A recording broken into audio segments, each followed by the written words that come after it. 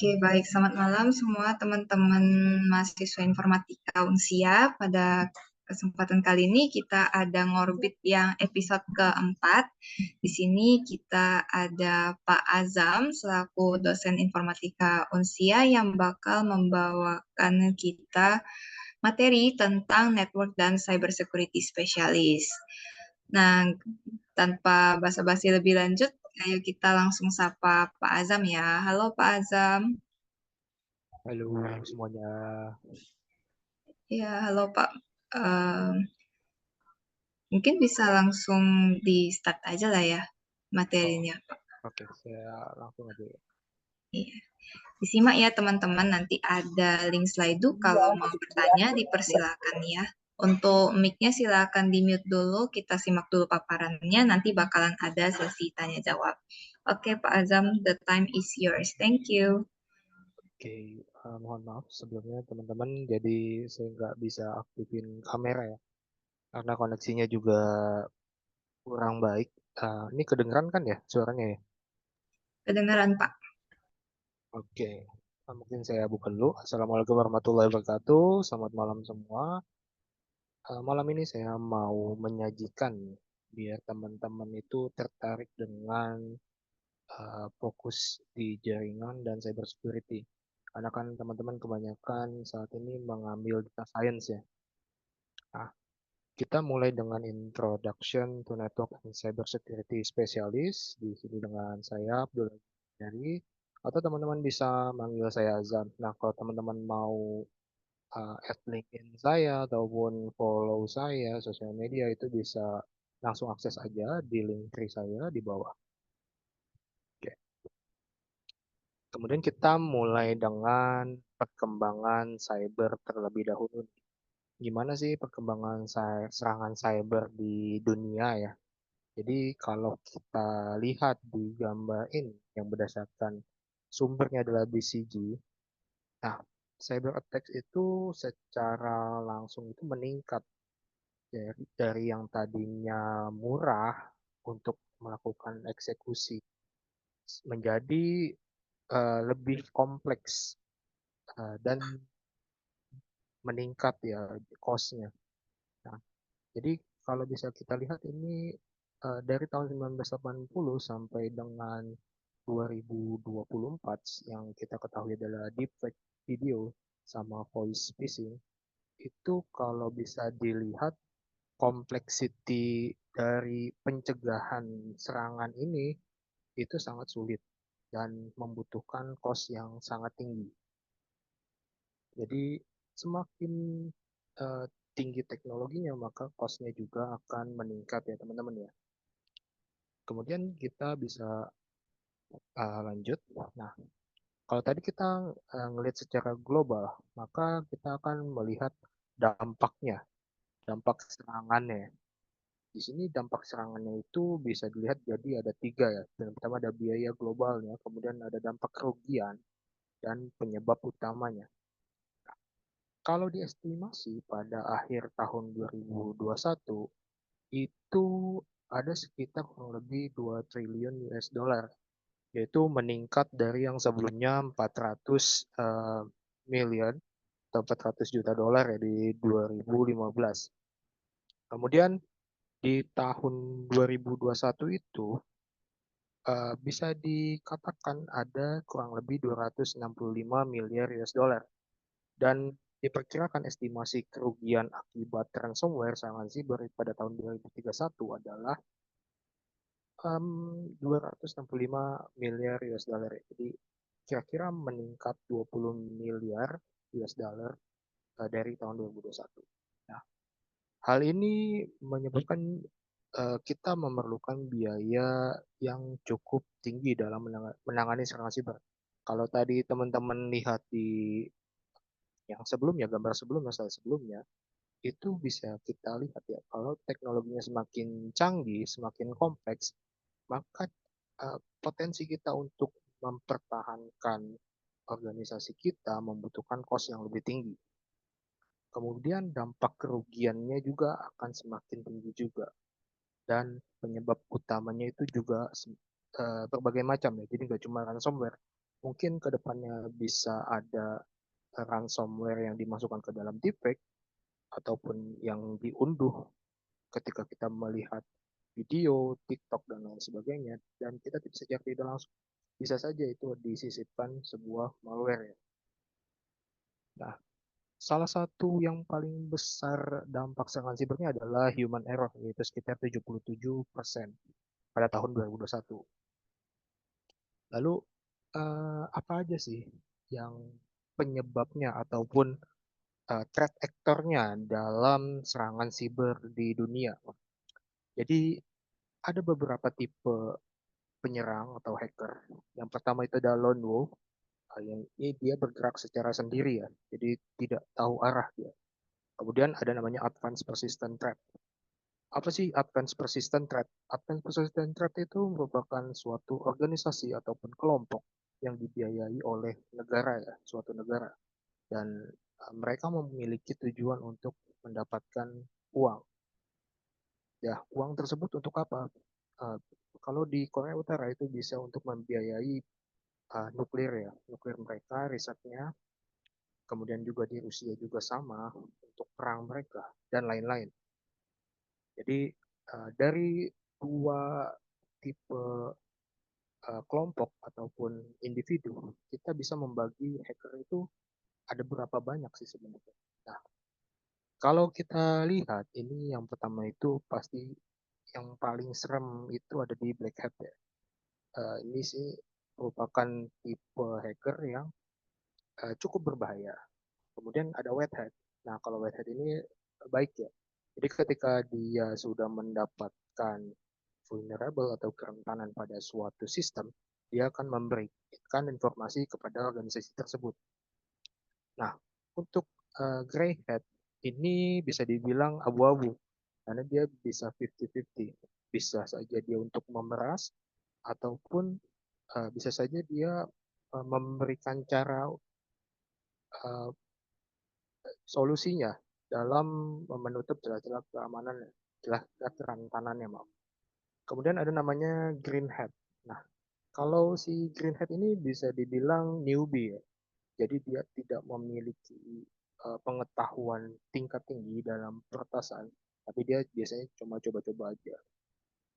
Kemudian juga ada blue hat, tingkatan lebih tingginya dari green hat, dan yang cukup mirip dengan black hat adalah red hat di sini ya. Nah, kalau red hat ini bisa dibilang tidak uh, terlalu apa ya, meretas sistem yang lebih tinggi, tapi cukup berbahaya juga sebenarnya bisa dibilang ya, kalau untuk red hat ini berbagai macam tipe peretas ya hacker yang diketahui di dunia. Kemudian kalau kita lihat tadi, kita kan tadi sudah mengetahui itu ada namanya advanced persistent threat dan individual atau lone wolf hacker ya. Nah, kita masuk ke dalam namanya advanced persistent threat top 10-nya di tahun 2023. Nah, ini berdasarkan Gradient Soft. Kalau kita lihat di sini kebanyakan aktor ancaman itu dari China ya, China. Di sini ada APT41 dan sebagainya ya. Kemudian yang top one-nya itu ada di Cozy Bear, itu punyanya Rusia. Dan yang paling bawah ternyata teman-teman itu ada di Korea Utara, punyanya APT43 Mandian. Kenapa sih disebutnya APT? Karena ini merupakan suatu kode visifikasi dari FBI dan ini menandakan mengklasterisasikan threat actor yang ada di dunia. Jadi kalau misalkan si Cozy Bear, mungkin turunannya itu ada Fancy Bear, itu masih memiliki spesifikasi penyerangan yang sama. Jadi di Cozy Bear itu malware dan di Fancy Bear itu menggunakan malware tersebut untuk mendoktrinisasi militer, strategi militernya. Jadi bisa dibilang mereka punya tujuan yang sama tapi dengan tipe penyerangan yang berbeda. Lalu kalau bisa dilihat di sini tahun 2023 itu lebih banyak di phishing ya. Jadi phishing merupakan uh, top kerentanan yang ada di dunia, bukan cuma di Indonesia aja.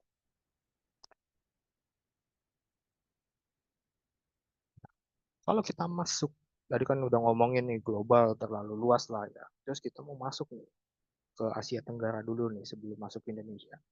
Jadi mungkin teman-teman menganggap Indonesia bocor terus, kerentanan di Indonesia lebih banyak dan segala macam. Tapi kalau kita lihat negara tetangga, ternyata itu tidak kalah mengerikan ya teman-teman ya.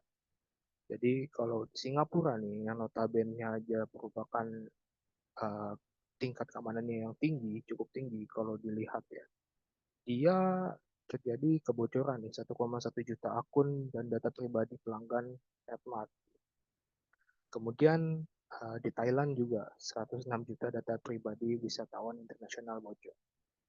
Tapi ya tetap Indonesia memiliki potensi yang lebih banyak karena kita kan uh, negara yang cukup luas ya, diapit dengan berbagai laut dan banyaknya pulau. Jadi potensi kita untuk diserang itu sangat besar. Kenapa sih sangat besar? Kalau kita melihat data di tahun 2024 nih, PUBG sudah mengeluarkan ya. Kalau kita lihat nih total masyarakat Indonesia itu ada 278 juta 696 ribu sekian. Kemudian pengguna internet di Indonesia itu ada 221 juta 563 ribu. Mungkin ini merupakan uh, pengguna internet yang terbesar di Asia ya, kalau bisa dibilang ya. Jadi potensi diserang, potensi uh, kerentanannya itu lebih tinggi atau sekitar 79,5% pengguna internet di Indonesia dari total jumlah masyarakat Indonesia itu uh, kemungkinan bisa diserang itu sangat tinggi. Nah, kalau kita melihat tren traffic anomali itu kita sudah um, trennya itu sudah menurun ya. Jadi kalau di tahun 2018 ada sekitar 232 juta, kemudian di tahun 2023 itu ada di 403 juta. Apa sih yang menyebabkan tren traffic anomali di Indonesia itu uh, menurun? Mungkin bisa saja karena regulasi-regulasi seperti Undang-Undang ITE, kemudian Undang-Undang Pelindungan Data Pribadi. Hal-hal itulah yang secara tidak langsung menuntut organisasi seperti perbankan, kemudian pemerintah untuk melindungi data pribadi masyarakat Indonesia. Nah, dari aturan-aturan atau regulasi tersebut, itu menurunkan tren trafik anomali atau serangan yang ada di Indonesia, teman-teman. Lalu Menkominfo pada tahun 2023 tuh ngomong, Indonesia diprediksi membutuhkan talenta digital hingga 9 juta dalam 15 tahun mendatang, atau 600.000 talenta digital setiap tahun. Nah, gimana cara untuk merealisasikan hal ini, teman-teman? Kalau eh, teman-teman ini lulusan IT, Eskom, itu tidak mau melakukan pemrograman, tidak mau menerapkan proteksi keamanan pada suatu sistemnya. Mungkin teman-teman masih menggunakan hash dalam enkripsi passwordnya atau menggunakan MD5 dan segala macam enkripsi yang masih rentan. Nah, sedangkan kita aja masih kekurangan 600.000 talenta digital. Jadi potensi cyber security di Indonesia itu masih sangat tinggi ya. Kemudian uh, kita masuk ke Indonesia nih. Apa sih data yang paling ditargetkan oleh para si hacker ini atau peretas ini? Yang pertama itu yang paling penting adalah kartu tanda penduduk elektronik. Di dalam kartu tanda penduduk elektronik sebenarnya sudah ada chip ya. Chip itu memiliki data yang sudah terenkripsi.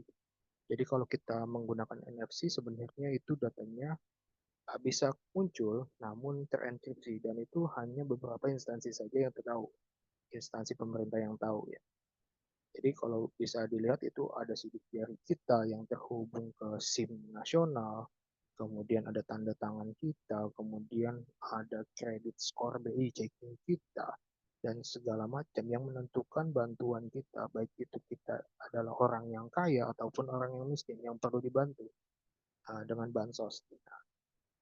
Hal-hal itulah yang diinginkan oleh para peretas untuk diperjualbelikan.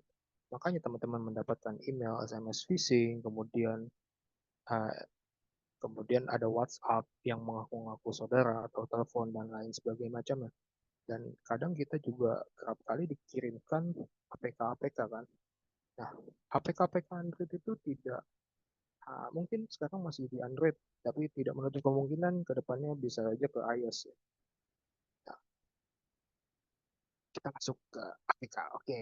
Karena tadi kita sudah ngomongin APK, bagaimana sih cara metode si peretas itu dalam melakukan aksinya menggunakan file APK Android. Kenapa sih Android itu sekarang menjadi pilihan yang eh, top ya di dunia ya untuk melakukan serangan? Karena Android itu bisa dibilang open source ya teman-teman.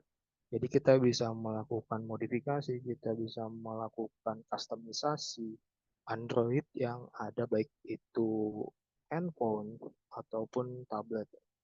Tapi tidak menutup kemungkinan nih kalau misalkan Android dibilang kerentanannya sangat tinggi, nanti kan berarti otomatis masyarakat Indonesia itu akan pindah nih ke iPhone, ke iOS. Nah, kalau kita semua pindah ke iOS, berarti otomatis peretas juga akan mengikuti trennya dong.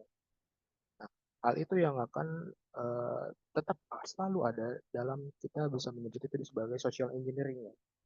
Jadi prosesnya mungkin akan sama seperti APK. Jadi penyerang melakukan social engineering agar korban itu menginstal APK. Jadi kalau misalkan kita sering membeli paket atau membeli di e-commerce, itu kan dikirimkan paket ya biasanya. Nah, mungkin saja APK-APK tersebut akan beririsan seperti paket. Kemudian ada JN, ada lagi tagihan PLN, kemudian ada lagi undangan pernikahan, dan segala macam. Sampai yang terakhir itu kalau tidak salah bantuan sosial untuk apalah gitu. Nah, kemudian korban sebenarnya itu peretas itu ingin mengetahui ya apakah teman-teman tertarik dengan APK-APK yang dikirimkan. Karena kalau teman-teman tidak peduli, mungkin saja itu bukan target si peretasnya, tapi orang lain lah yang menjadi targetnya. Karena ketika kita ngomongin bansos, siapa sih yang nggak mau kan dapat bantuan sosial, cuma download APK loh. Nah, ketika korban sudah melakukan instalasi APK tersebut, maka si peretas mendapatkan hak akses penuh untuk membaca SMS-nya. Si peretas itu sudah mengetahui dan kan dia sudah ibaratnya kalau kita melakukan transaksi mobile banking pasti akan masuk kan kayak ada debit ataupun kredit yang keluar atau masuk ke dalam rekening kita di dalam SMS. Nah, makanya si peretas itu akan melakukan pengambil alihan uang dengan cara mengirimkan OTP untuk mengambil alih akun mobile banking si korban.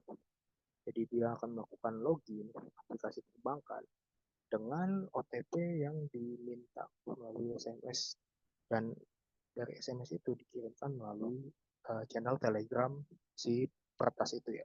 Nah, ini disebut dengan social engineering, teman-teman, atau rekayasa sosial. Lalu, gimana sih cara pelindungannya? Nah, sebenarnya kita kalau ingin melindungi data pribadi kita, kita bisa mereferensi ke dalam Undang-Undang PDP, Pelindungan Data Pribadi pada pasal 4 ayat 2. Jadi data pribadi yang dimaksudkan itu adalah data dan informasi kesehatan, seperti riwayat kesehatan kita, penyakitnya apa aja, kemudian data biometrik kita, sidik jari, iris scan, dan lain sebagainya macam. Kemudian ada data genetik, nah itu gen kita, apakah kita keturunan mana, mungkin kita keturunan Asia, Asia Tenggara, dan segala macam. Dan catatan kejahatan juga sebenarnya itu juga data pribadi ya untuk di Indonesia. Tapi kalau di luar negeri catatan kejahatan itu mungkin bersifat publik. Kemudian ada data anak. Nah, teman-teman yang masih menginformasikan data anaknya di sosial media dan di Facebook, entah di Facebook ataupun di blog ya dan segala macam, perlu diperhatikan kalau nanti ke depannya anak teman-teman ini sudah besar dan dia akan menuntut orang tuanya karena data-data mereka itu dipublikasi tanpa sepersetujuan si anak itu. Nah, itu bisa menjadi bumerang untuk kita. Kemudian ada data keuangan pribadi dan data lainnya sesuai dengan ketentuan peraturan perundang-undangan. Nah, kalau untuk yang umum, nama lengkap, jenis kelamin, keluarga negaraan, bla bla bla bla, itu tidak perlu dilindungi data pribadinya ya teman-teman ya. Jadi kita bisa mengacu ke UPDP pasal 4 ayat 2. Lalu ada salah satu quotes yang sangat terkenang di saya, yaitu uh, quotes-nya si Robert Mueller, itu suatu pejabat di FBI pada tahun 2012.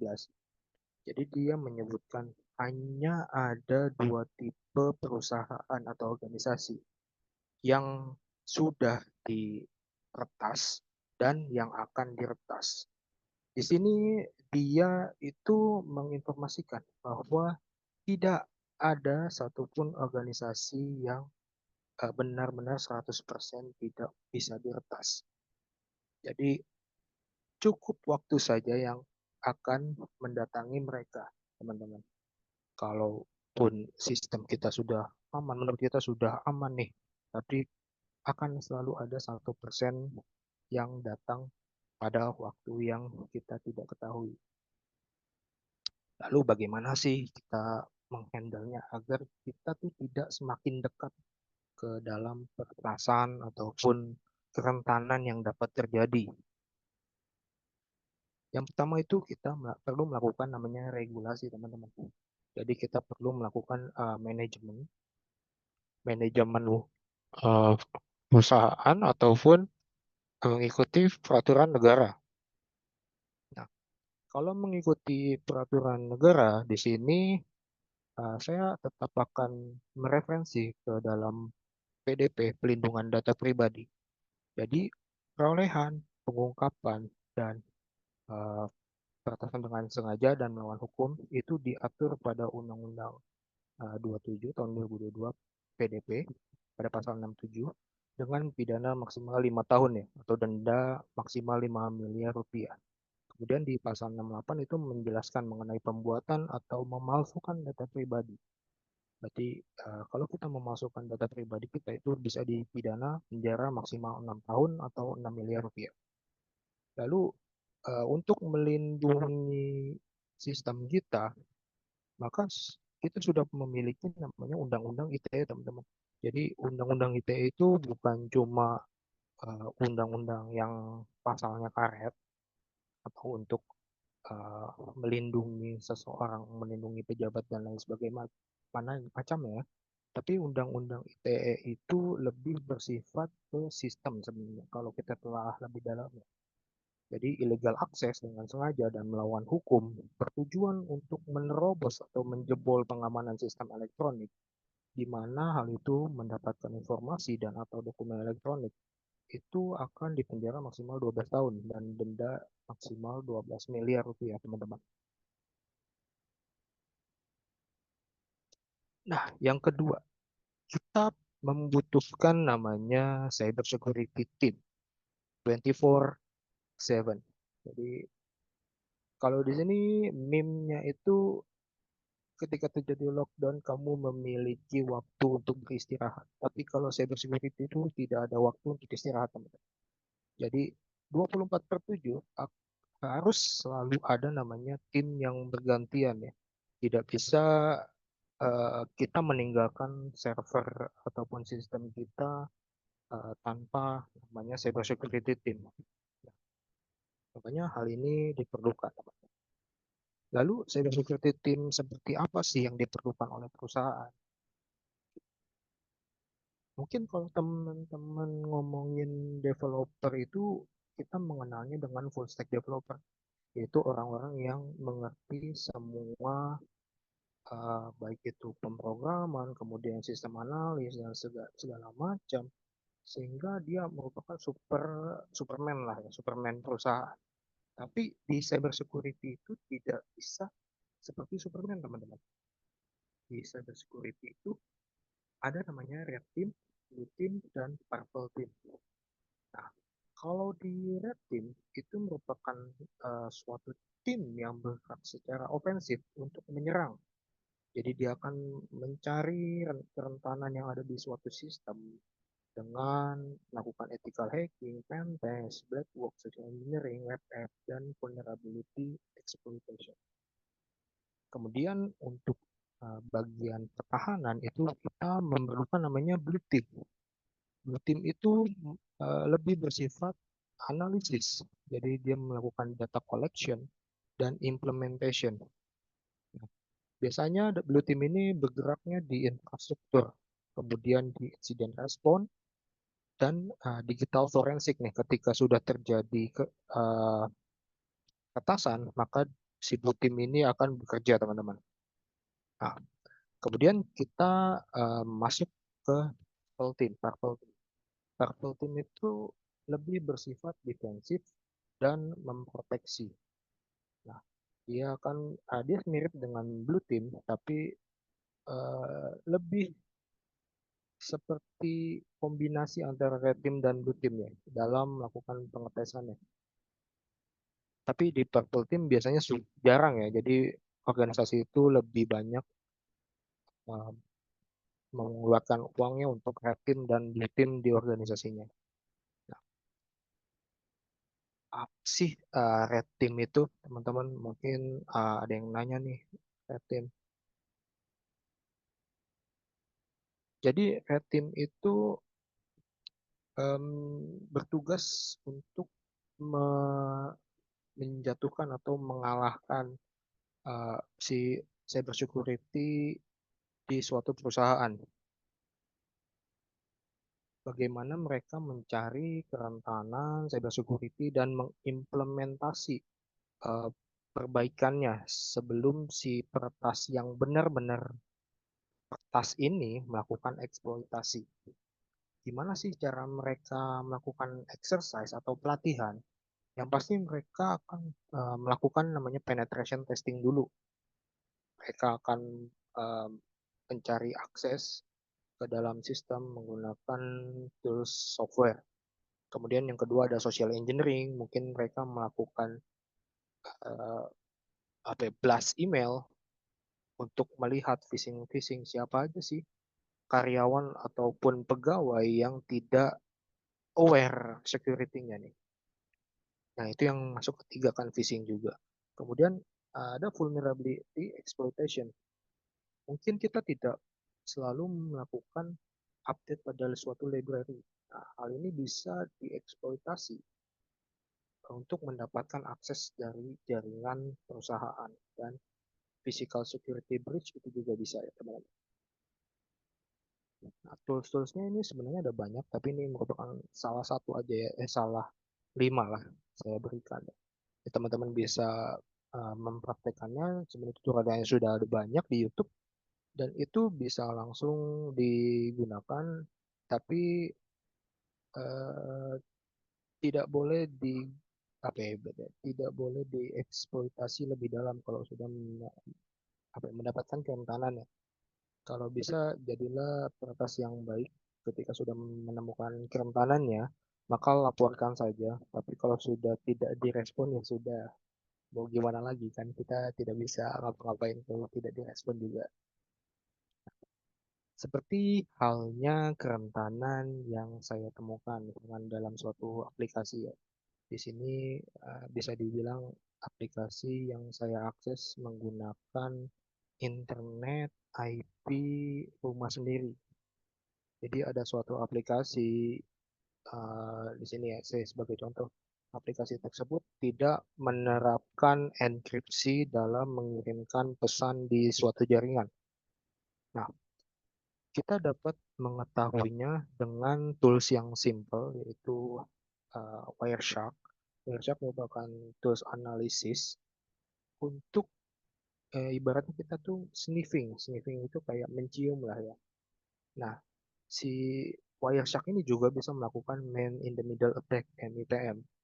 Ketika kita sudah mendapatkan eh, akun dan password, biasanya nih akan muncul di sini karena ini merupakan pengiriman pesan aja yang ada di protokol IP-nya. Maka di sini hanya kita dapat sniffing pesan aja, bukan akun dan passwordnya. Tapi biasanya ini kalau tidak aman, maka akun dan password dalam suatu sistem itu bisa kelihatan di Wireshark ini ya teman-teman.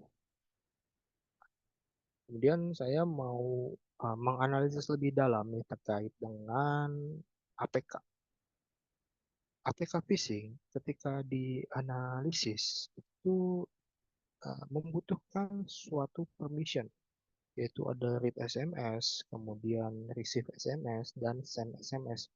Teman-teman tahu nggak sih, mereka itu bisa loh melihat semua SMS yang ada di handphone kita, kemudian mereka menerima SMS dan mengirimkan ke dalam Telegram. Nah, ini sebagai contoh, saya melakukan reverse engineering di salah satu APK undangan pernikahan ya. Jadi saya install sendiri APK tersebut di HP Xiaomi saya dan ini bisa langsung masuk ke bot yang saya buat gitu. Jadi message-nya itu tes langsung kekirim ke Telegram saya sendiri dari bot yang sudah saya buat. Nah, makanya teman-teman perlu waspada ketika sudah menginstal ini, silakan di uninstall, uninstall saja. Tapi kalau ada ransomware ataupun dan lain sebagainya macam, silakan di reset setelan pabrik aja ya kalau bisa. Nah, kemudian di dalam red team itu kita mencari kerentanan yang pasti dong. Kerentanan-kerentanan apa aja sih yang ada itu bisa mengacu ke dalam OWASP Top 10. OWASP Top 10 itu merupakan organisasi yang memberikan security advice. Jadi saran-saran apa aja sih, kerentanan apa aja. Jadi mereka tuh nggak cuma ngasih kerentanannya, tapi memberikan advice bagaimana cara apa ya, mem, solus, menutup celah-celah kerentanan dengan tutorial dari mereka. Jadi yang pertama itu kemarin ada di Diskominfo Bandung, itu saya menemukan bugnya dan ini mostly kemudian juga ada US government, pemerintah US. Ini mostly mereka itu tidak melakukan update library, kemudian open source-nya sudah uh, tidak diperbaharui juga, dan yang pasti ada standar port access itu masih standar banget lah ya. Misalkan uh, dalam melakukan VM itu portnya berapa, 22 ya kalau nggak salah. Kemudian ada misconfiguration, yang ini paling sering misconfiguration. Jadi uh, dalam suatu website itu kan ada backslash ya, backslash itu mereka tidak menutup backslash backslash tersebut sehingga kita bisa mengakses adminnya. Nah, itu juga perlu diperhatikan dalam membuat suatu sistem. Di dalam penetration testing, kita bisa mempelajari semua hal tentang red team itu ada di keputusan Menteri Ketenagakerjaan, teman-teman. Jadi, uh, kita sudah memiliki namanya SKKNI di bidang uji keamanan siber yang nanti teman-teman bisa peroleh ataupun lakukan di LSP yang sudah memprovide hal itu ya teman-teman ya. Gimana caranya menjadi penetration tester yang baik ataupun white hat yang baik. Nah, itu akan terakreditasi di dalam SKKNI bidang uji keamanan siber. Kemudian kita langsung aja masuk ke Blue Team. Di dalam Blue Team ini yang pasti ada namanya Operation Tools dan Important Skill. Di dalam Operation kita bersifat melakukan bertahan, ada IDS, IPS, endpoint, detection, dan respon, dan segala macam, yang bersifat bagaimana kita menutup celah keamanan. Jadi kalau misalkan ada XSS ataupun DDoS, Distributed Denial of Service, kita cukup menggunakan firewall saja sebenarnya. Dan itu sudah um, menutup celah dari DDoS menggunakan firewall. Dan firewall itu nggak cuma DDoS saja, tapi ada banyak macamnya. Kita tinggal implementasi kebutuhan kita apa aja dan menggunakan software apa aja. Nah, itu sifat blue team ya. Dan blue team itu yang tadi bisa dilakukan ada network scanner, segala macam, sampai dengan pen testing juga sebenarnya bisa. Nah, ini merupakan suatu tim yang ada di Department of Homeland Security ya, punyanya Amerika. Jadi ini merupakan namanya Security Operation Center atau timnya Amerika ya teman-teman ya.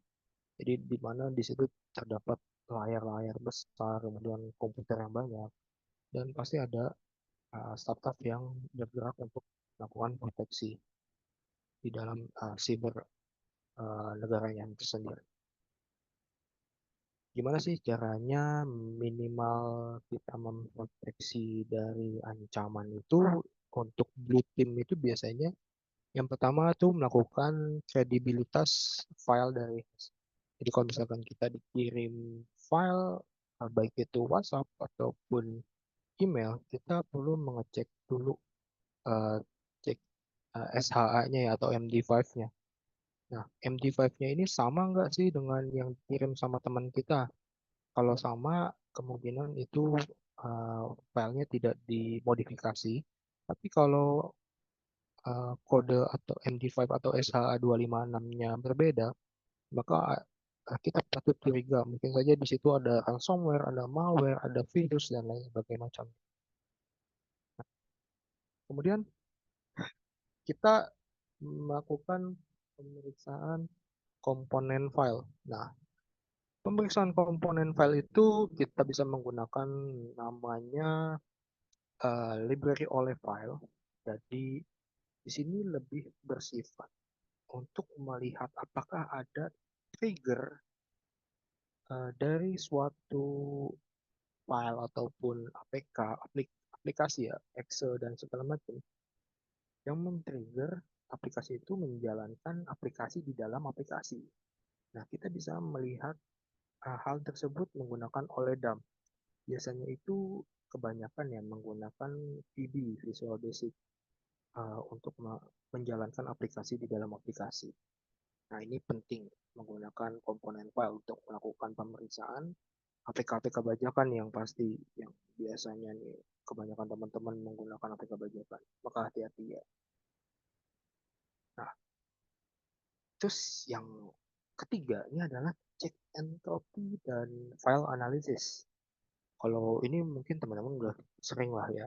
Jadi ini sebenarnya sudah mencukupi semua tahapan yang tadi. Kita tinggal mendownload dokumen ataupun file ataupun APK dan segala macam dan menguploadnya ke dalam virus total, kemudian virus scan, hybrid analysis, dan AnyRun. Sehingga kita mengetahui nih apakah si komponen file tersebut aman atau tidak. Karena mereka ini merupakan vendor-vendor yang sudah diakui ya secara global. Kalau untuk APK Android, kita bisa menggunakan namanya Mobile Security Framework Applications Security. Nah, MobSF ini bisa melakukan analisis apakah APK tersebut benar-benar ada yang mencurigakan atau tidak. Maka dia akan memberikan skor nih. Skornya itu dari angka 1 sampai 100 dan ada grade resikonya. Resikonya itu A sampai F. A itu baik dan F itu kritikal risikonya. Gitu teman-teman. Sama seperti penetration testing, Security Operation Center itu kita bisa mempelajarinya di SKKNI keputusan Menteri Ketenagakerjaan di bidang Security Operation Center. Dan ini juga ada di lembaga sertifikasi profesi. Bagi teman-teman yang ingin melakukan sertifikasi itu bisa mendaftar di lembaga sertifikasi terdekat ya, atau yang sudah di-provide. Untuk Purple Team saya nggak akan ngebahas lebih dalam karena Purple Team itu cuma kombinasi dari Red Team dan Blue Team. Ini secara ofensif penyerangannya dan bertahan fokusnya ya, dan dia akan berkolaborasi dan berbagi informasi antar tim, baik itu tim merah ataupun tim red atau blue team. Tadi udah ngomongin cyber security, bosan ya. Kita gimana sih kalau kita kombinasi aja cyber security dengan data science? Bisa nggak sih kita kombinasi cyber security dengan data science? Mungkin teman-teman masih bingung, masih belum tahu gimana caranya cyber security itu diimplementasi di data science atau data science diimplementasi ke cyber security. Tapi tenang aja teman-teman, saya akan memberikan ilmu baru mungkin teman-teman buat teman-teman ya.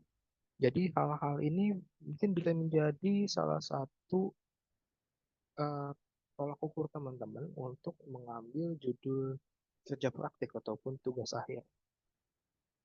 Nah, yang pertama itu ada sektor penerbangan. Nah, tahun 2022 ini saya melakukan riset di sektor penerbangan. Jadi untuk melakukan deteksi anomali gerakan pesawat menggunakan salah satu perangkat namanya ADS-B. Nah, ADS-B ini merupakan suatu perangkat open source yaitu untuk menangkap sinyal yang dikirimkan oleh pesawat. Sinyal-sinyal tersebut berupa sensor sebagai contoh latitude, longitude, altitude, speed, heading, v-speed sampai dengan millisecond. Kemudian kita bisa melakukan implementasi deep learning-nya untuk mengetahui tingkat presentasi anomali ketika pesawat itu turun atau landing. Jadi apakah pesawat ini layak untuk penerbangan selanjutnya atau perlu pengecekan lagi. Itu teman-teman untuk di bagian transportasi pesawat. Nah, kira-kira seperti ini gambaran umum ya, gambaran kasar. Jadi di pojok kiri atas itu merupakan suatu antena ADS-B. Jadi saya nyebutnya antena ADS-B receiver. Dan yang di bawah itu, di bawah antena itu merupakan Raspberry ya. Jadi Raspberry itu suatu perangkat mini PC seperti PC tapi kecil, dan itu bisa dibilang sudah menjadi suatu IoT, Internet of Things. Nah, mini PC ini saya koneksikan ke dalam suatu server dan kita bisa melakukan real-time monitoring traffic. Dan kita bisa melihat secara langsung anomali-anomali dari semua gerakan pesawat yang ada di batas area si antena ini. Jadi kalau batas area antena ini 120 km. Nah, kira-kira seperti ini teman-teman. Sistemnya simple aja.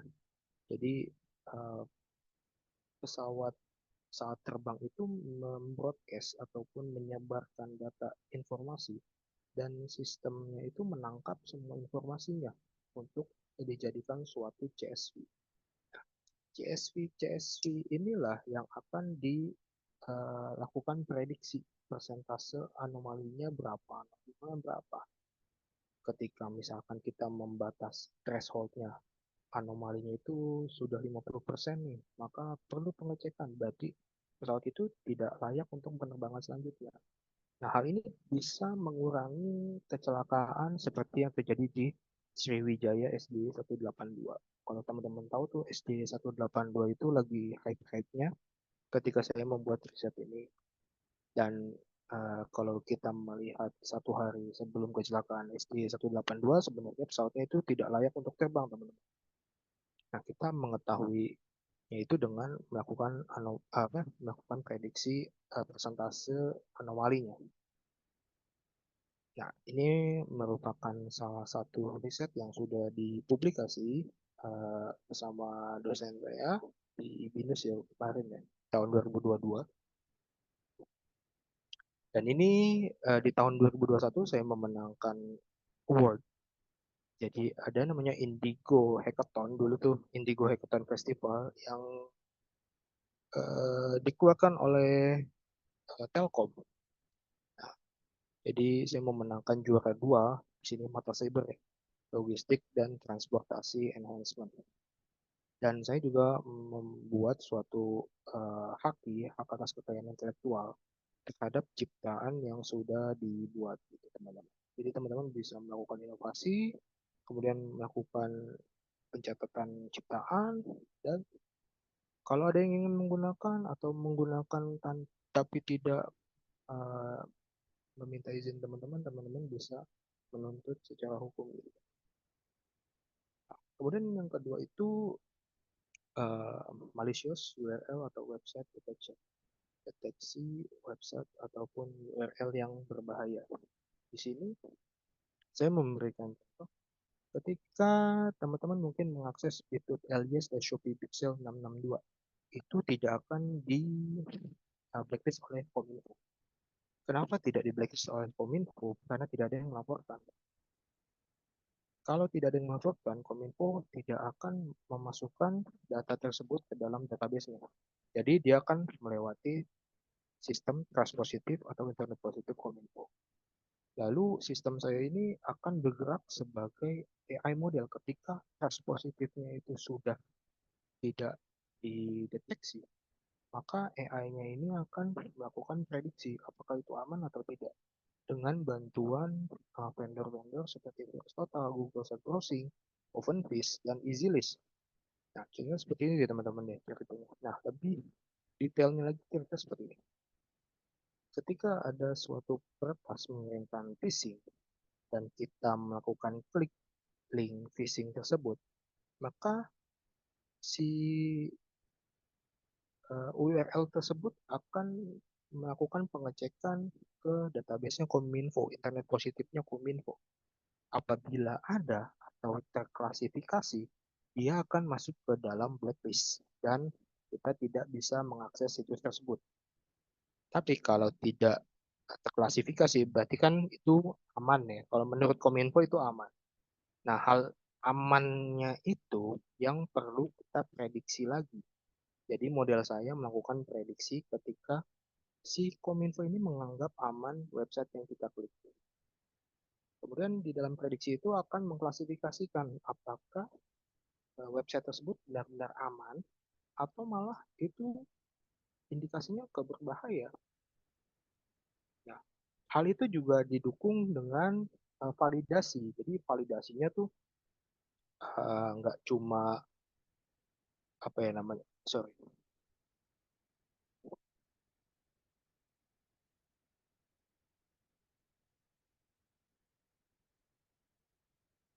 Jadi validasinya itu nggak cuma uh,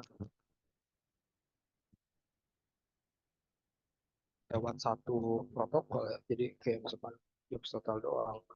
Tapi Google Search Browsing, EasyList, dan OpenFish itu juga dilakukan ya teman-teman ya, untuk membantu model kita dalam menganalisanya.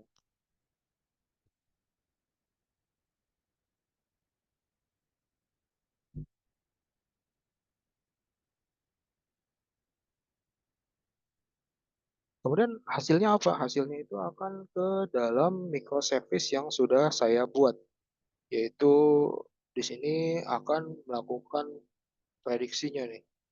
Jadi di situ ada prediksinya terindikasi tidak aman ya.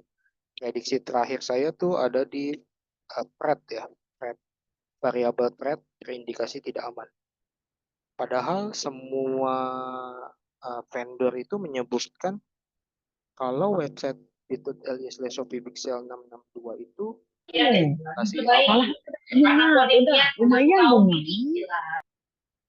Kita juga cuma mendapatkan suatu prediksi probabilitasnya juga, tapi kita mendapatkan gambarnya juga, men-screenshot dari yang tadi terindikasi tidak aman. Nah, jika seperti ini ya, untuk gambaran secara besarnya microservice untuk deteksi URL berbahaya.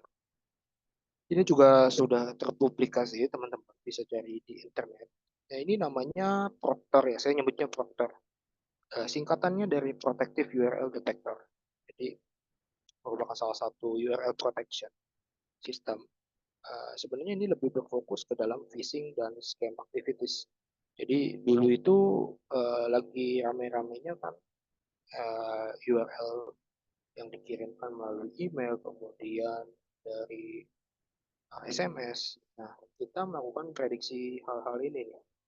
Jadi dari yang shorten link itu kita mendapatkan deep linknya, ya kita menggunakan. Dan di sini saya masih menggunakan random forest, tapi akurasinya udah 99,91. Jadi ini bisa dibilang sudah cukup overpower ya.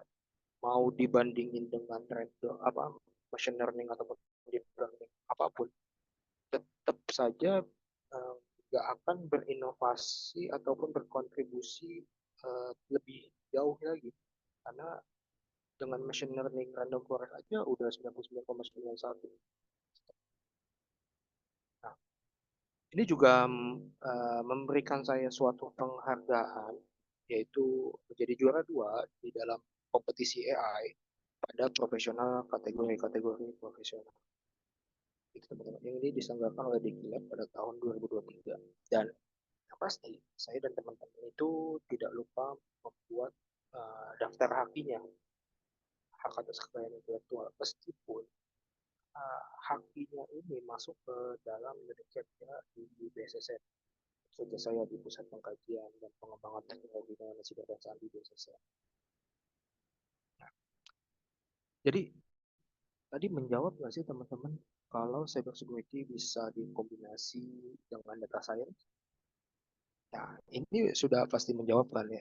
Kalau cyber security itu tentu bisa dikombinasi dengan data science atau data science dikombinasi dengan cyber security. Lalu seberapa cepat cyber security itu mengadopsi AI? Ini merupakan beberapa slide terakhir saya untuk sebagai penutup ya. Terlalu cepat teman-teman. Cyber security itu sudah mengadopsi AI sejak lama kalau kita tidak aware ya. Yang pertama, ini adalah autonomous car parking. Jadi kalau teman-teman melihat cuma autonomous car parking, masa ya sih ada cyber security-nya?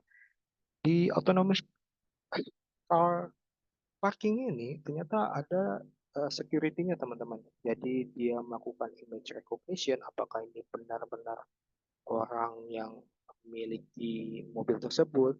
Kemudian dia akan melakukan object detection, semantic segmentation, voice recognition, dan LiDAR. Nah, hal yang paling canggih itu adalah LiDAR-nya teman-teman. Di dalam mengamankan si suatu mobil ini. Jadi dalam pengamanan sistem mobil ini sudah pasti mereka mengintegrasikan semua keamanannya, termasuk juga kuncinya. Kuncinya itu juga terenkripsi teman-teman. Tidak cuma kunci yang cuma infrared aja.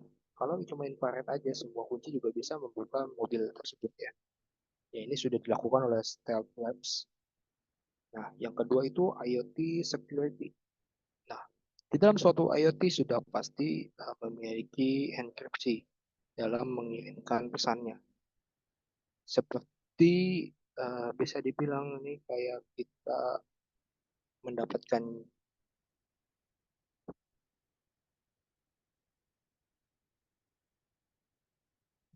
GPS. Ibaratnya apa ya, hospital ya, ini kita anggaplah si Starlink lah ya, Starlink WiFi satelit, Starlink satelit internet lah, internet gitu ya. Sudah pasti mereka sudah menggunakan enkripsi teman-teman. Nah, kalau Starlink itu di open internetnya, maka kita bisa dengan mudah mengambil internet akses punyanya satelit Starlink dong.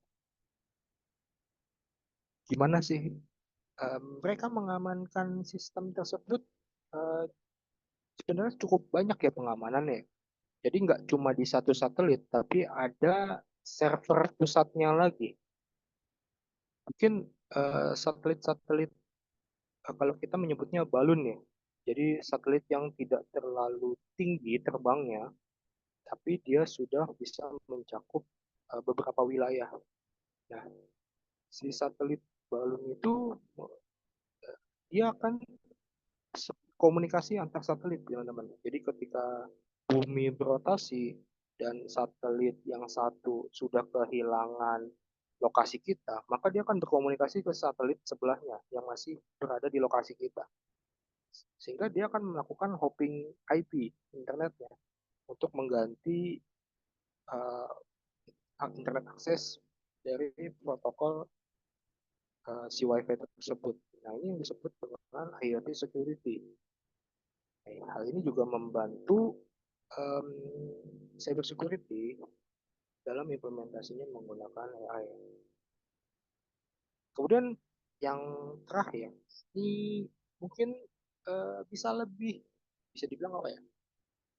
Kalau saya menyebutnya lebih diktator ya, iya, dibilang diktator iya, dibilang mengekang juga iya. Karena setiap gerakan kita direkam oleh CCTV di China itu akan berdampak kepada kredit skor kita, social credit system kita. Kalau kita berbuat baik, social credit kita naik.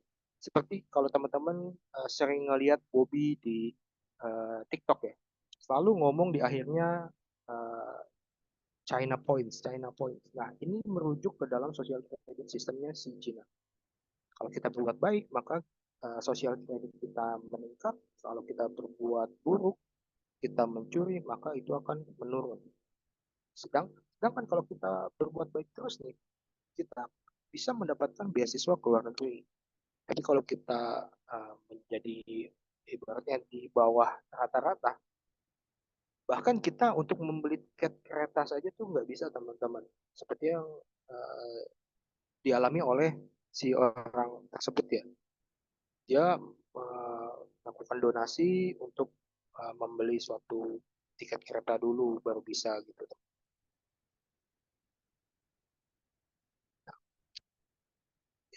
Ini merupakan suatu penutup presentasi dari saya. Saya cuma ingin mengajak teman-teman, kalau cyber security itu bisa diimplementasi dengan data science, artificial intelligence, machine learning, deep learning, dan segala macam. Jadi tunggu apa lagi? Segera join dengan kita di Network and Cyber Security Specialist dan ayo kita buat ruang siber yang nyaman dan aman untuk semua orang. Karena kita tidak bisa membuat ruang siber yang aman dan nyaman sendiri. Kita butuh kolaborasi, baik itu individu ataupun tim, kemudian organisasi besar, dan organisasi masyarakat lainnya. Nah, kira-kira seperti itu ya teman-teman ya. Mungkin demikian kalau dari saya, presentasi dari saya. Kurang lebihnya mohon maaf. Saya kembalikan ke Mbak Joan. Terima kasih.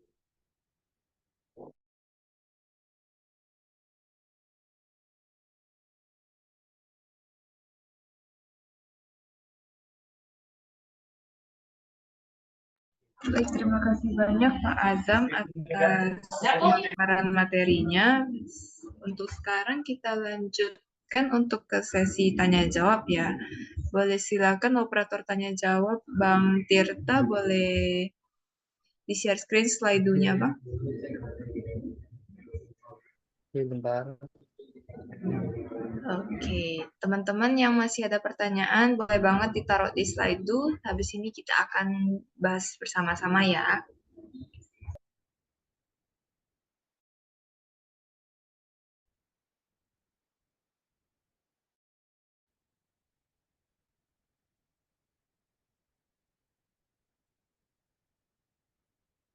Apakah udah kelihatan? Ya. Kelihatan Kak.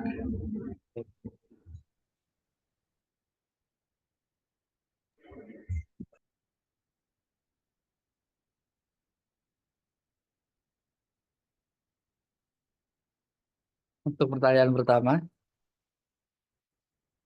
yang mana dulu? Yang atas dulu ya. Boleh dari yang paling atas boleh.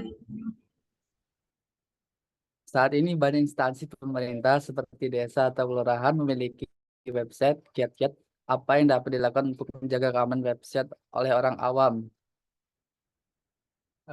Bagaimana Pak Azam? Untuk Oh, langsung pertanyaannya. langsung jawab aja atau gimana? Saya jawab aja ya.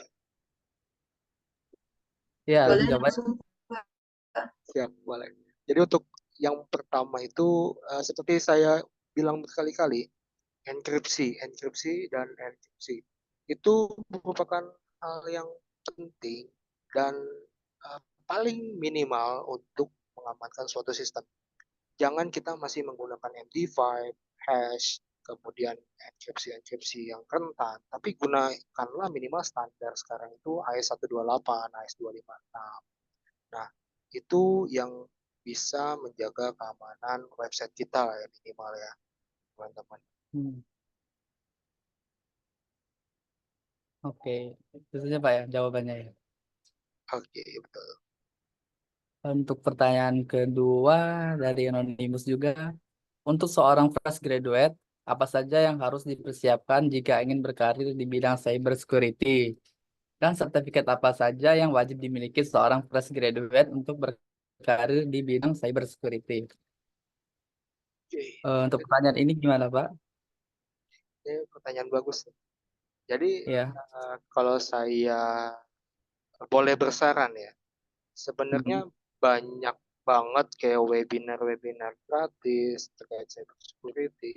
Kemudian juga ada pelatihan-pelatihan, baik itu berbayar di Coursera. Sebenarnya Coursera itu kita bisa mendapatkan namanya financial aid. Jadi itu semacam beasiswa apabila kita masih mahasiswa dan kita belum memiliki pendapatan atau pendapatan kita kurang. Nah, kita bisa uh, menggunakan financial aid di Coursera.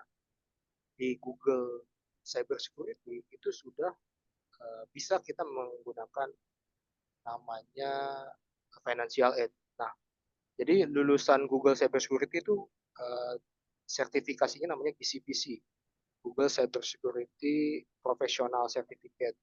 Nah, kira-kira seperti itu teman-teman ya.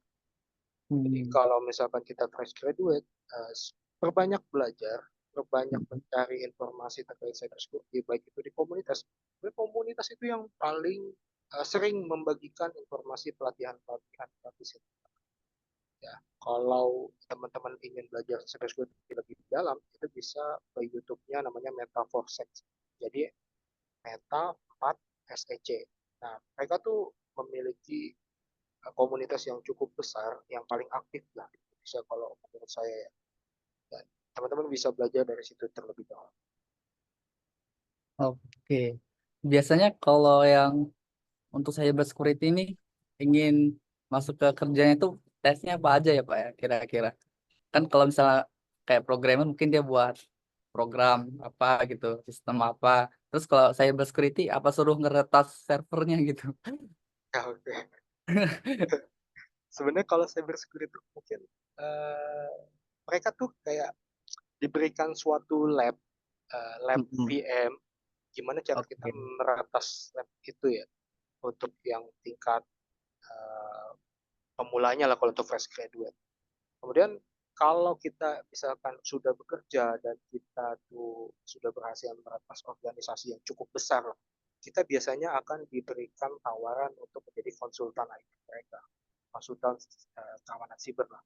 Nah, itu Mm-mm. bisa menjadi tambahan kita sebagai, jadi nggak cuma kita bekerja di perusahaan kita saat ini, tapi kita bekerja juga untuk orang lain dan itu terserah kita kerjanya kapan aja, tapi kita selalu mencari kerentanan yang ada di perusahaan orang lain itu sih. Mhm. Oke. Oke, selanjutnya pertanyaan anonimus juga. Berarti blue team itu dibutuhkan kalau ada insiden aja ya Pak. Kemungkinan bekerjanya tidak full terima ya Pak. Full apa ini full time ya Pak. Gitu. Gimana nih Pak pertanyaannya?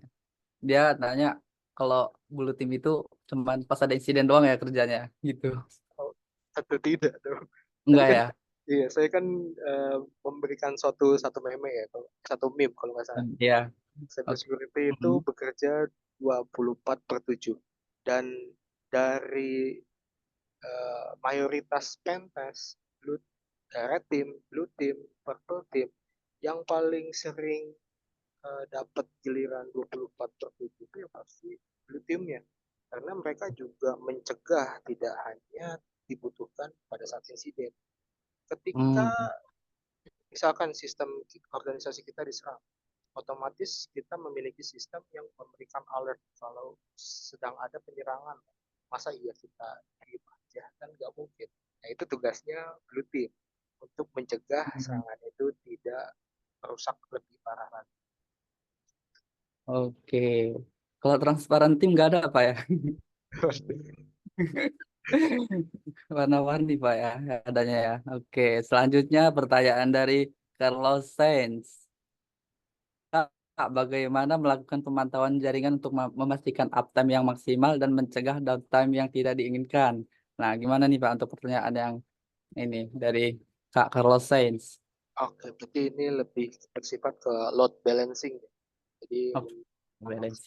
memaksimalkan uptime dan mencegah downtime. Nah, di dalam load balancer itu kita memerlukan namanya firewall. Ya. Mungkin kalau kita banyak website di situ, kita bisa menggunakan web application firewall. Jadi kayak ketika kita mengakses suatu situs dan kita kayak diberikan tampilan loading, nah itu merupakan firewall yang sedang bekerja, teman-teman. Jadi nggak semerta-merta kita langsung bisa mengakses server otomatis nih. Tapi kita diberikan waktu tunggu dulu. Jadi memastikan apakah ini benar-benar manusia yang datang ke website tersebut atau cuma robot yang ingin menyerang aja kayak DDoS. Hmm, itu yang penyebab dari downtime sendiri Pak ya. Ya, DDoS yang paling Oke. banyak. Ini ada satu lagi pertanyaan nih Pak. Mas, ada yang mau lagi ngetik juga nih. Dari Anonymous. Apa saja yang harus dipelajari dan tools apa aja yang harus dikuasai untuk cyber security tingkat lanjut? Tingkat lanjut. Waduh, Kira-kira apa aja tuh Pak tools yang dibutuhkan buat advance lah, advance cyber security. Mungkin kalau Burp Suite atau apa gitu. ya, kalau advance-nya itu sebenarnya nggak perlu tools yang tinggi-tinggi. Jadi karena kebanyakan sistem sekarang itu sudah microservice, Hmm. mungkin yang pasti kita perlu mengetahui tools-tools yang digunakan untuk misalkan Docker, ya. Docker, Iya. kemudian Postman, gimana cara kita melakukan manipulasi cookies di Docker ataupun Postman tersebut. Dan sebenarnya kerentanannya tuh ada di mana? Apakah di microservice source code-nya kah atau benar-benar library yang out of date itu. Jadi sebenarnya kalau kita melihat secara terstruktur, kita harus memastikan dulu di suatu sistem itu terinstall aplikasi apa aja. Hmm. Kemudian kita lihat versinya berapa aja. Apakah ini sudah versi yang paling baru atau tidak? Atau malah udah nggak diperbaharui lagi atau si developernya ini malah udah nggak ada lagi. Nah, ketika developer atau library-nya itu sudah tidak terupdate, itu menjadi kerentanan yang paling banyak terjadi. Apalagi kalau library tersebut banyak digunakan oleh orang-orang. Hmm. Sebagai Bapak suaranya kecil. ya, jadi kalau kita melihat perspektif hacker, semakin banyak orang yang menggunakan, itu semakin besar tingkat kerentanannya, gitu teman-teman. Jadi kalau mungkin kalau sekarang Android ya, Android kan banyak yang digunain karena bersifat open source, kemudian murah. Kedepannya mungkin bisa saja kan ganti ke iOS karena semuanya pindah ke iOS. Mereka bilang iOS lebih aman, gitu. Jadi semakin banyak yang Hmm. menggunakan, semakin besar kerentanannya.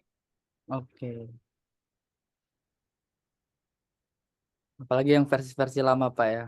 Ya Biasa betul, di hacker cari security issue-nya gitu ya. Baru dicari, dieksploitasi Pak ya. betul. Oke, ini ada pertanyaan lagi. Sampai berapa pertanyaan ini? Oke, sampai nggak ada pertanyaan lagi ya Pak ya. Boleh, boleh. Selanjutnya dari Anonymous, izin tanya Pak, kira-kira aplikasi atau tool dasar mana ya tadi?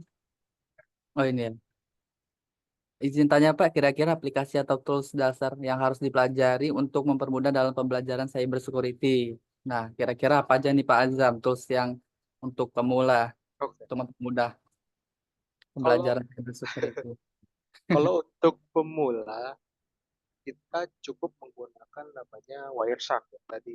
Oh, Jadi buat Pak ini ya Pak ya, ya network apa? Capture ya. betul. Jadi Wireshark itu bisa melihat apakah aplikasi yang dimiliki perusahaan kita itu benar-benar mengirimkan datanya ke server itu sudah terenkripsi atau belum. Hmm, Jadi kalau misalkan ibaratnya si organisasi kita memiliki aplikasi chatting ya, aplikasi chatting itu tidak terenkripsi dan kita secara tidak sengaja melihat uh, chatting antar pegawai, mungkin ada romantisme di dalam kantor gitu kan. ada drama juga Pak ya. Iya. Nah, Hmm. itu kan bisa menjadi barang bukti kita untuk melapor karena tidak Hmm. menggunakan sesuai uh, kegunaannya di kantor. Itu Hmm, sih yang paling gampang Wireshark menurut saya. oke. Kalau misalnya Webstack tuh dipakai di WiFi umum tuh Pak, gimana tuh Pak? Bahaya nggak Pak kira-kira buat pengguna WiFi gratisan itu? Bahaya juga ya Pak ya? Kira- Betul. Itu yang Betul. menjadi fokus sebenarnya. Kalau kita punya router, punya switch, dan Hmm. itu masih default, passwordnya default, terus tidak kita setting SSL, segala macam ya, protokol-protokol keamanannya, maka segeralah kalian mengupdate dan menggunakan enkripsi ya, biar yang menggunakan wifi kalian itu tidak disengin sama orang lain. Hmm, tuh buat teman-teman sekalian, buat teman-teman hati-hati kalau lagi di WiFi gratis atau WiFi umum. Ya Pak ya. Betul. Nah, selanjutnya dari Anonymous juga. Apakah AOS kali Linux cocok untuk belajar hacking bagi pemula? Adakah rekomendasi channel YouTube atau web untuk belajar hacking dengan Kali Linux tuh Pak? Apakah Kali Linux, OS Kali Linux cocok buat pemula? Sangat cocok, tapi saya menyarankan jangan langsung terjun ke apa ya, tools kali Linux terlebih dahulu, tapi pelajari dulu gimana cara kita membuat folder dengan komen, karena Berarti perintah-perintahnya Pak ya? betul, karena di server organisasi yang sudah tinggi itu tidak ada namanya tampilan grafis ya, jadi benar-benar cuma kayak CMD lah, terminal gitu. Full CLI berarti Pak ya? Betul, kita harus mempelajari yang seperti itu terlebih dahulu, jangan langsung terjun ke toolsnya, minimal fundamentalnya dulu. Dan kalau Hmm. untuk belajar hacking, balik lagi tadi saya mau mempromosikan lagi nih, namanya Meta Forsec. Jadi Hmm. Meta 4 SEC. Itu teman-teman bisa lihat, bisa subscribe dan segala macam lah. Itu bukan channel saya, tapi channel komunitas yang paling aktif menurut saya saat ini. Oke. Selanjutnya untuk pertanyaan Anonymous juga. Izin bertanya Pak, di industri 5.0 nanti tren cyber security akan seperti apa ya? Dan apa aja yang harus kita persiapkan mengingat akan lebih banyak otomatisasi termasuk dalam bidang cyber security. Salam, muridnya Sinto. Ya, salam balik. Gimana nih Pak untuk pertanyaan yang ini? Di industri 5.0 ya, tren cyber security akan seperti apa? Sebenarnya nggak jauh-jauh dari tren-tren sebelumnya ya. Jadi kalau kita melihat tren kerentanan, mostly dari 2001, 2002, 2023 itu berada di spear phishing. Gak cuma di Indonesia, tapi di global. Kayak tadi saya berikan um, presentasi yang saya tadi ada top 10 APT, Advanced Persistent Threat. Mostly itu menggunakan spear phishing. Jadi phishing email, phishing APK dan segala macam phishing, baik itu aplikasi yang dibajak ataupun uh, apa ya, penipuan penipuan seperti yang biasa kita lihat lah. Mungkin kalau orang IT sudah aware itu sudah bagus lah ya, tapi masih banyak kok kayak orang IT yang tidak aware karena kalau kita melihat phishing ya, contoh phishing itu akan mengikuti keinginan yang biasa sering kita lihat. Kalau kita suka kucing, maka si hacker ini akan membuat phishing itu mungkin donasi kucing dan segala macam. Kira-kira seperti itu teman-teman. Yang itu perlu diwaspadai. Dan yang paling hati-hati sekarang ini untuk donasi-donasi ke Yang belum tahu sumbernya Pak ya, benar betul apa enggak ya? ya, masuk yang untuk Palestina dan Israel. Karena kita tidak tahu latar belakang orang tersebut membuat donasi tersebut untuk apa dikumpulkannya. Meskipun dia centang biru ataupun apa, tapi tidak menutup kemungkinan hal itu bisa dikorupsi teman-teman. Kita nggak tahu dan ya perlu lebih teliti lagi kalau kita ingin berdonasi. Lebih hati-hati lagi lah Pak ya ke depannya. Oke. Ini masih ada lagi nih Pak, satu pertanyaan lagi nih Pak dari Anonymous. Waduh, banyak lagi nih Pak, masih mengetik juga nih. Ya udah. Untuk meningkatkan keamanan dari infrastruktur yang ada di cloud, apa aja perbedaan dengan server apa nih? Salah baca lagi. Untuk meningkatkan keamanan dari infrastruktur yang ada di cloud, apa ada perbedaan dengan server fisik, Pak? Gimana nih Pak? Untuk pertanyaan yang ini. Sebenarnya nggak beda jauh ya, cuma kalau di cloud itu kan berdasarkan balancing ataupun traffic yang ada yang masuk ke dalam website kita ya, pembayarannya. Nah, hal itu yang perlu kita amankan sebenarnya sih, karena kalau cloud itu berarti lebih rentan. Kita ibaratnya kita menyetujui untuk memberikan sistem kita dikelola oleh pihak ketiga. Sedangkan kalau server fisik kita menyetujui untuk kita kelola sendiri. Nah, itu kan bedanya di situ. Jadi kita jangan selalu punya pikiran kita karena dia sudah besar, dia sudah sudah aman lah, sudah menggunakan teknologi bla bla bla bla. Kita percaya aja. Gak bisa gitu kayak gitu sekarang. Jadi kita perlu mengamankan data kita sendiri. Karena setiap sistem ataupun data yang kita simpan di cloud sudah pasti mereka punya backup. Dan kita perlu mengamankan hal-hal itu. Oke. Selain itu di cloud juga punya banyak lapisan Pak ya, jadi nggak semudah itu untuk ditembus Pak ya.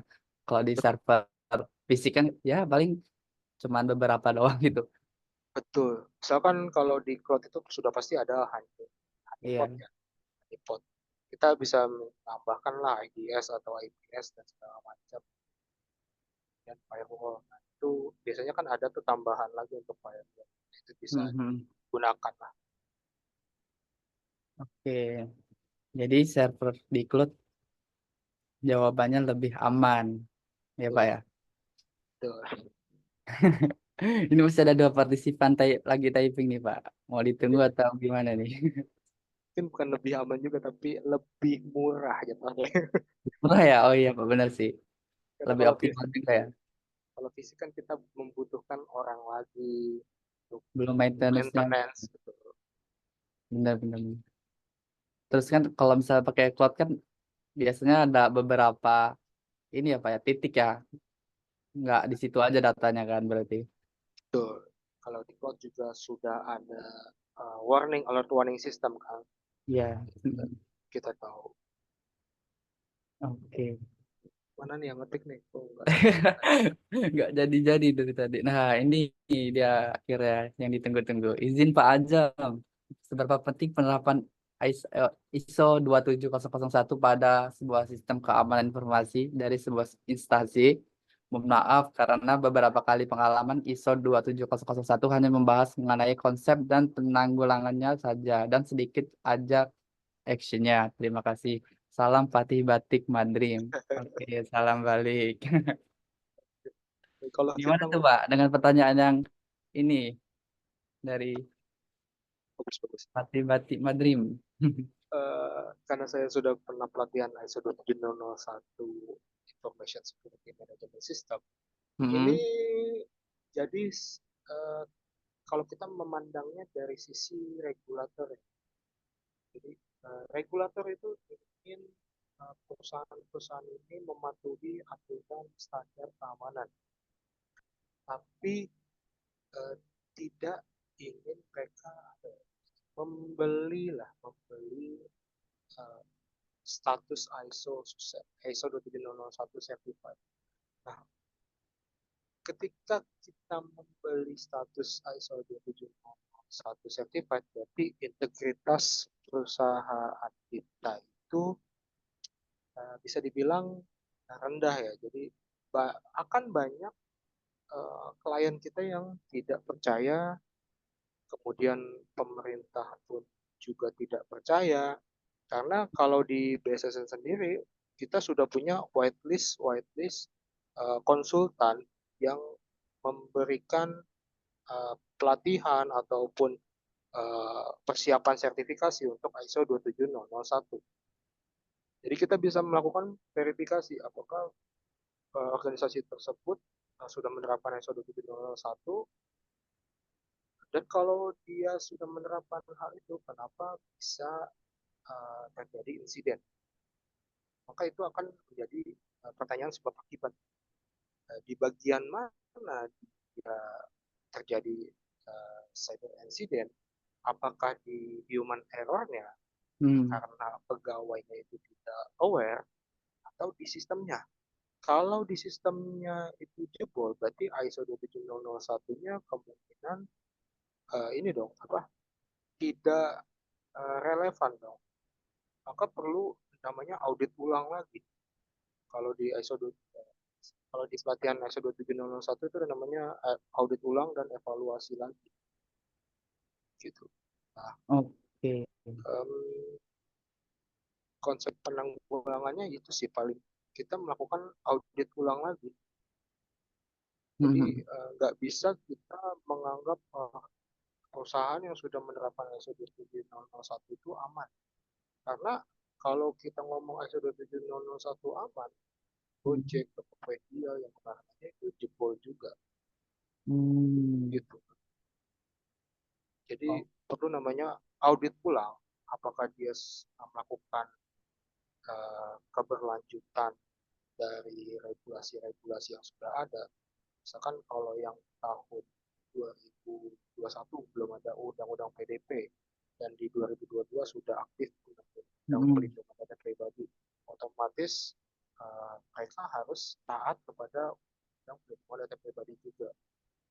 Nah, kalau mereka tidak menerapkan hal itu, terus datanya bocor, maka organisasi bisa dituntut. Gitu. Oke, kalau untuk saran sendiri dari Pak Azam, apa nih kira-kira untuk sebuah instansi biar lebih aman mungkin ke depannya? Masukan atau Jadi saran lah. kalau di instansi itu atau organisasi punya namanya divisi kepatuhan. Divisi kepatuhan itu di bagian filterisasi regulasi-regulasi yang relevan dengan IT, security, bahkan itu security. Karena audit itu bukan cuma audit keuangan, tapi ada namanya audit security juga. Nah, kalau di perbankan, ya, bank-bank itu diaudit sama OJK. Nah, kayak seperti itulah. Jadi meskipun si bank ini melakukan audit internal, tapi OJK juga bisa melakukan audit.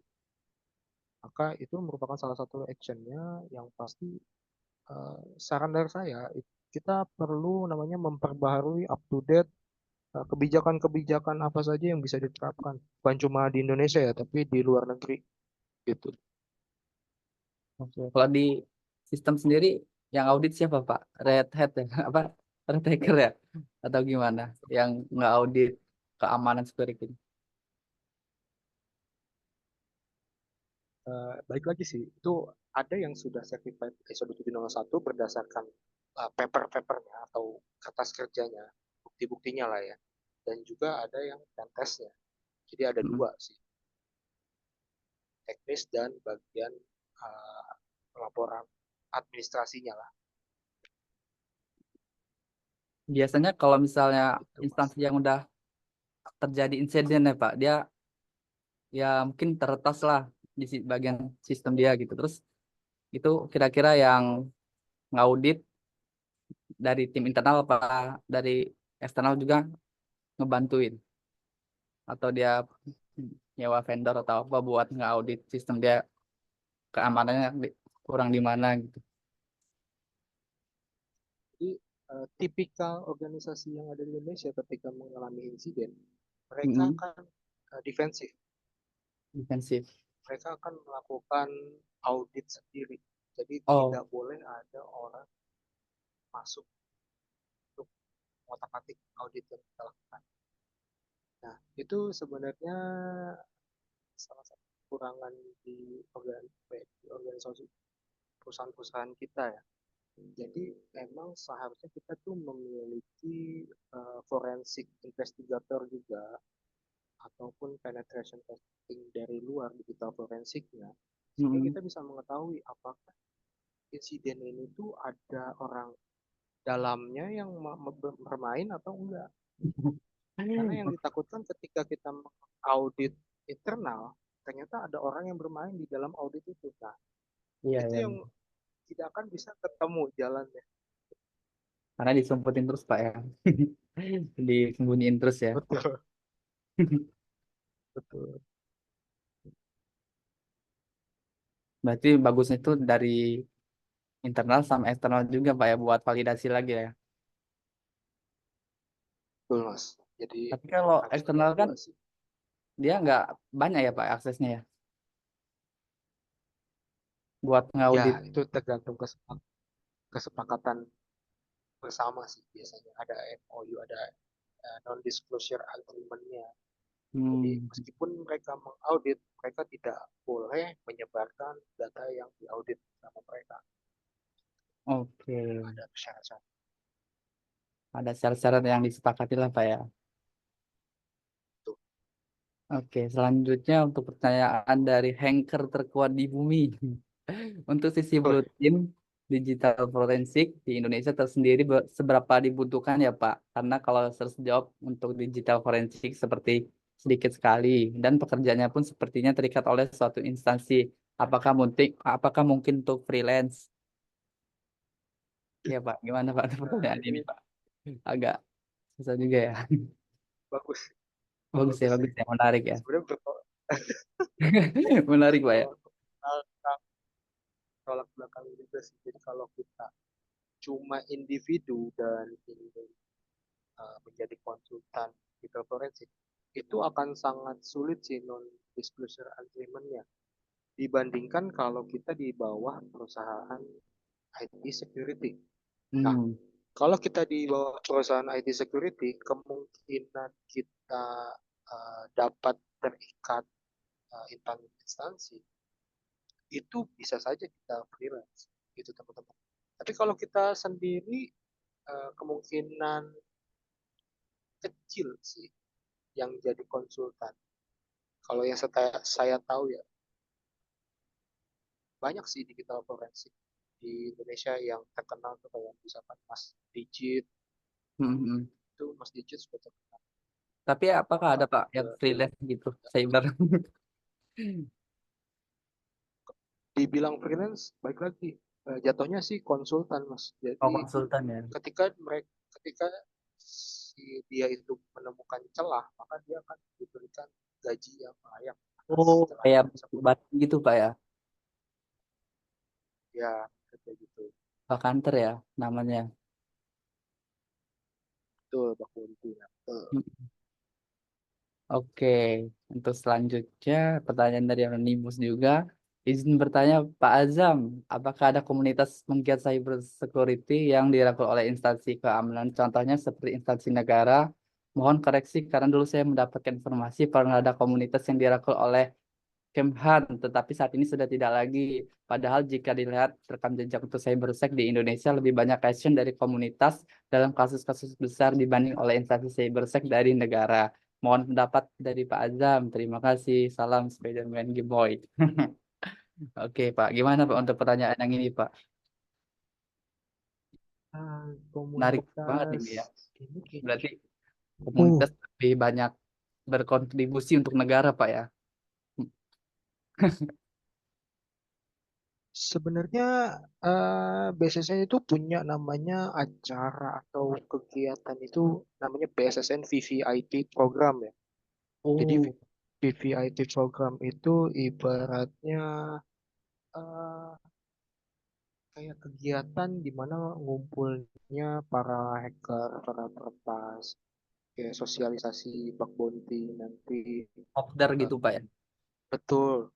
Nah itu Hmm. nggak tahu saya karena itu bukan di unit kerja saya juga ya. Nah, tapi Itu masih kayaknya berjalan. masih aktif.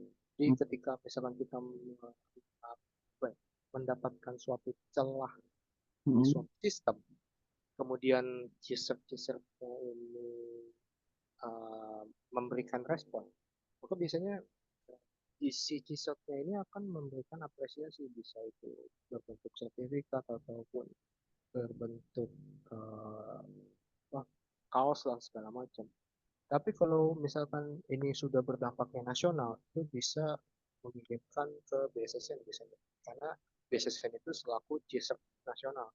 Nah, ketika sudah melakukan BSSN dan diverifikasi, biasanya tuh kalau nggak salah dapat merchandise apa yang lumayan bagus lah, boxnya juga lumayan, tapi Inggrisnya nggak tahu sih. Sinyal apa itu. Oke, menarik pertanyaannya. Oke, selanjutnya ada lagi, Pak. Izin bertanya, Pak Azam, apakah ada protokol VPN yang paling direkomendasikan untuk firewall yang digunakan pada satu perusahaan yang ada WFH-nya? Gimana nih, Pak, dengan pertanyaan yang ini? Agak sulit ya. Agak sulit ya. Yang ada WFH-nya itu maksudnya apanya ya? Yang digunakan pada satu perusahaan yang ada WFH-nya. Mungkin kerjanya di rumah gitu. Sebenarnya semua protokol VPN itu aman. Tapi balik lagi ke device masing-masing pegawai. Apakah device tersebut itu sudah endpoint protection? Kayak misalkan antivirus yang diinstal di laptop pegawai itu Hmm. termonitoring sama server perusahaan. Nah, Oh, itu yang menjadi pertanyaan kan. Percuma dong kalau kita menggunakan protokol VPN sudah aman, tapi laptop ataupun perangkat pegawai kita ada masih ya download bajakan lah atau apalah. Semua virus ada di situ, ya sama aja bohong. sama aja bohong ya, Pak.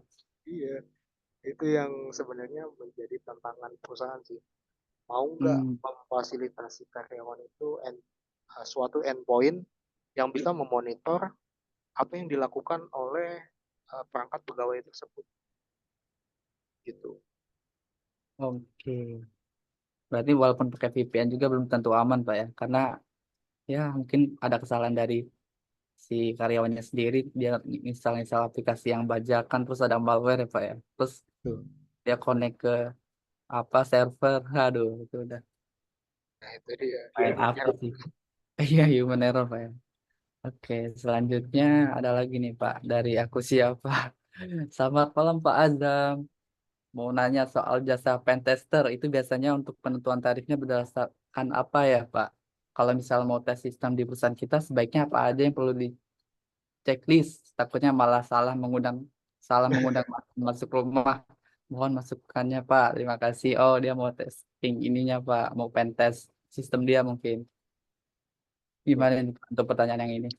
Eh, Pertanyaan itu karena saya tidak bisa menyebut eh, jasa investor biayanya berapa. silakan teman-teman bisa mengakses, dicari aja di Google Search daftar putih lembaga konsultan ataupun lembaga sertifikasi. Nah, si lembaga konsultan yang sudah terdaftar di BSSN itu, yang statusnya terverifikasi, itu sudah bisa menjadi acuan organisasi teman-teman dalam apa ya, Sudah melakukan, terpercaya gitu Pak ya. ya sudah terpercaya karena sudah diverifikasi BSSN dan sudah memiliki sertifikat konsultan lah ibaratnya gitu. Nah, untuk masing-masing jasa penawaran itu pasti berbeda-beda ya, tergantung perusahaannya. Mungkin kalau Tergantung fokusnya juga Pak ya. betul, bisa aja perusahaan yang luar, ibaratnya multinasional itu lebih mahal. Tapi belum tentu mahal itu berkualitas juga loh. Iya. Kita sudah bayar mahal tapi malah harganya tuh kalau dibandingin sama perusahaan yang sudah diverifikasi dalam negeri BSSN, ternyata lebih murahnya dalam negeri loh.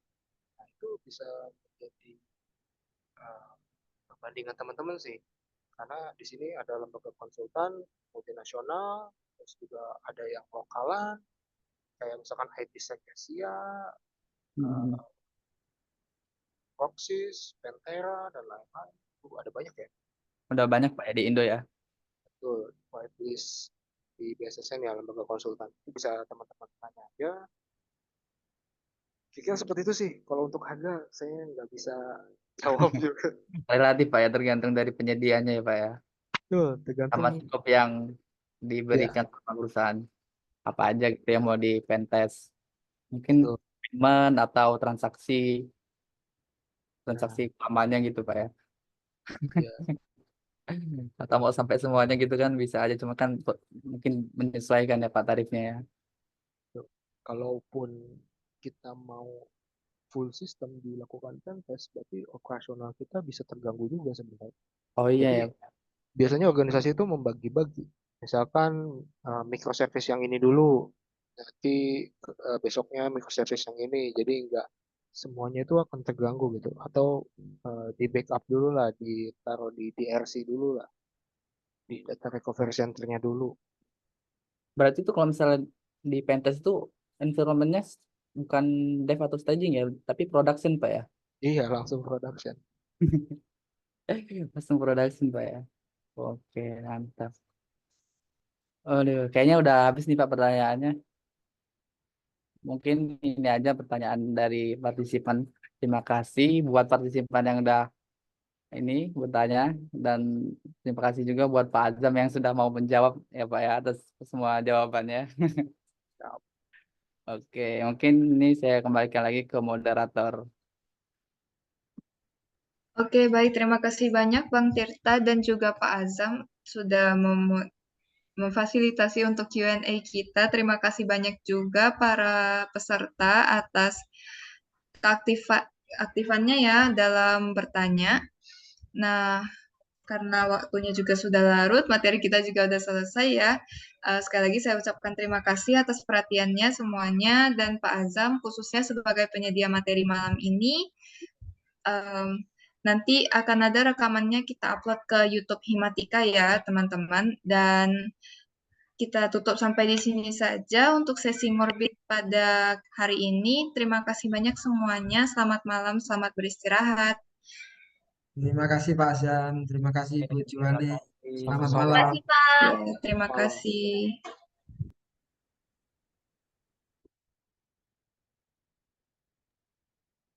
Mbak, nanti dokumennya saya kasih ke Mbak Joan aja ya. Oke, boleh, boleh, boleh Pak. Terima kasih Pak. Oke.